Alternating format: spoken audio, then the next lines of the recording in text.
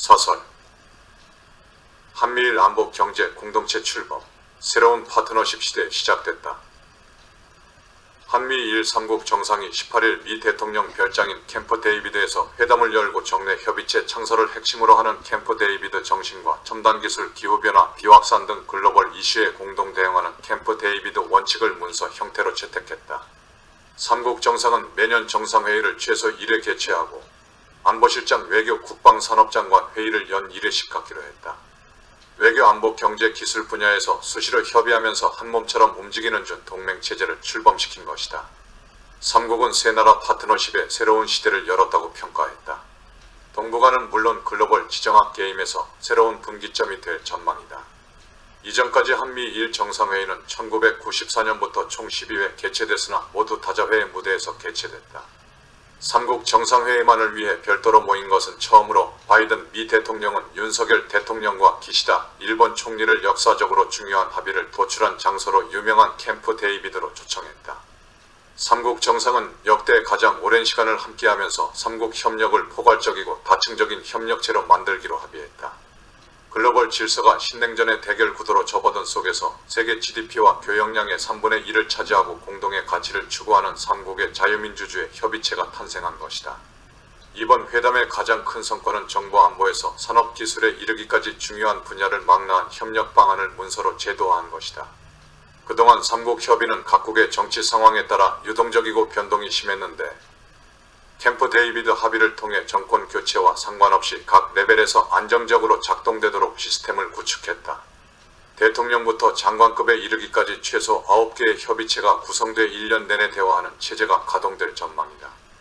미 정부 관계자는 모든 부문의 DNA에 3국 협력 관계를 엮어 시스템에 내재화하고 이를 유노멀이 되도록 하는 것이 목표라고 말했다. 안보 분야에서 3국은 어느 한 국가에 대한 외부의 위협을 3국 공동 위협으로 인식하기로 한 3자 협의 공약을 채택, 3국 간 결속력을 최대치로 끌어올렸다.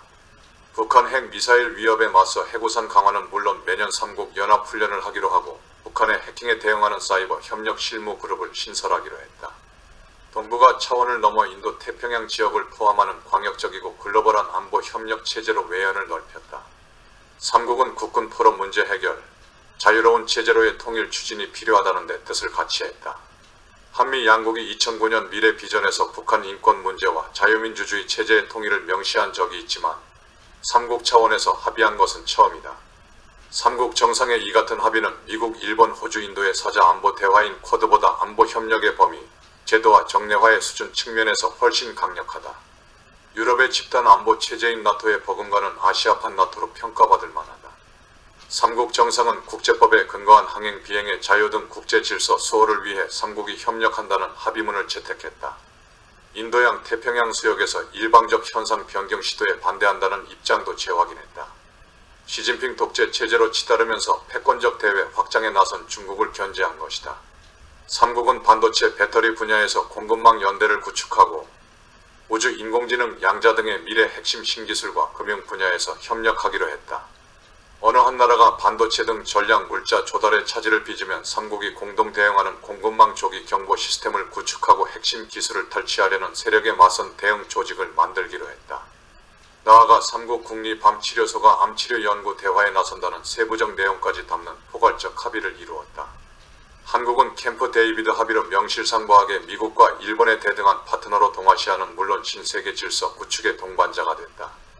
1953년 한미동맹, 1965년 한일 수교에 이어 3국 간 파트너십을 구축해 경제 안보적으로 더 강력한 방파제를 확보한 의미는 작지 않다. 정부 수립 후 75년 만에 새로운 차원의 국제 협력 체제를 갖춘 것이다. 한미일 3국은 각각 한미동맹과 미일동맹으로 연결되어 있으나 그 밑변에 해당하는 한일 관계가 여전히 안정적이지 못하다. 한미일 3국 협력 체제를 유지하려면 무엇보다 한일 관계가 과거사에 영향받아 좌초하지 않도록 하는 것이 중요하다. 세계 정세가 요동치는 상황에서 한일이 과거사 문제로 갈등하며 퇴보하는 것만큼 어리석은 일은 없다. 한일 관계를 악화시켜 한미일 3국 협력 좌초를 바라는 세력에게 빌미를 줘서는 안 된다. 이번 3국 정상회의를 통해 위기감을 느낀 북한이 더욱 도발적인 자세로 나올 수 있다. 중국이 대만을 침공할 경우 우리의 의지와는 관계없이 휘말릴 수 있다는 우려도 나온다. 삼국의 공통 이익을 최대화하면서도 북한 중국의 반발을 누그러뜨릴 수 있는 보관이 필요하다. 김정은 국무위원장이 진심을 갖고 나오면 얼마든지 북한과 대화 가능하고 중국에 대해서도 서로의 공통 이익을 위해 협력할 수 있다는 입장을 견지하며 새로운 대응 전략을 만들어 대응하는 데도 소홀히 하지 말아야 한다.